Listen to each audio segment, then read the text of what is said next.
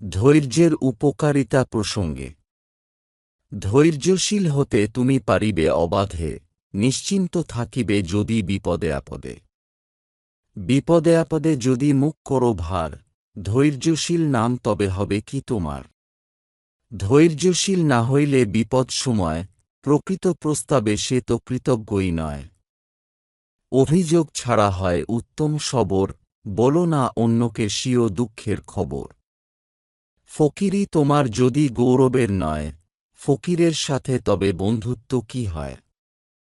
আদেশ মাফিক তব সব কাজ হলে, সম্মান বাড়িবে তব জনসেবা বলে। সৃষ্টির সেবায় বান্দা আখিরাত পায়, তাদের সম্মানে আল্লাহ খুশি হয়ে যায়। সেবার সম্মান বটে মনের প্রশান্তি, সেবক সৌভাগ্যবান নাহি তাতে ভ্রান্তি। কভু যদি নাহি যাও অন্যায়ের কাছে, তবে তো ধৈর্যের দাবি করো তার পাছে।